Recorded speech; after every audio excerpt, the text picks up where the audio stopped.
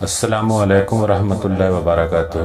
مفتی صاحب یہ ارشاد فرمائے کہ عوام میں مشہور ہے کہ عورت کا ذبح شدہ جانور حلال نہیں ہوتا، کیا یہ درست ہے؟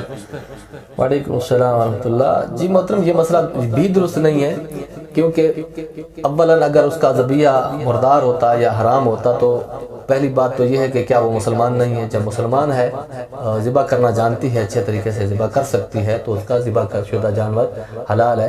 ذبح کے لیے شرط یہ ہے کہ وہ مسلمان ہو اور اللہ کا نام لے کر اس کو ذبح کرے، اور کم از کم 4 رگیں ہیں، یا تو چاروں کے چاروں کٹ جائیں یا پھر کم از کم 3 رگیں کٹ جائیں تو جانور حلال ہوگا۔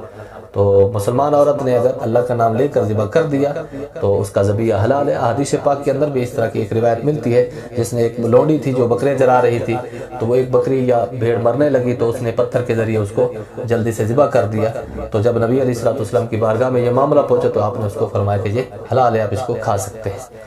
تو اس طرح کی اور بھی بہت ساری روایات موجود ہیں جس کے اندر عورت کے ذبیحے کو حلال قرار دیا گیا ہے۔ تو یہ بھی ایک عوامی مسئلہ ہے کہ عورت ذبح نہیں کر سکتی یا اس کو ذبح نہیں کرنا چاہیے، تو یہ عوامی مسئلہ ہے، شریعت کا یہ مسئلہ نہیں ہے۔ واللہ تعالی عالم بالصواب۔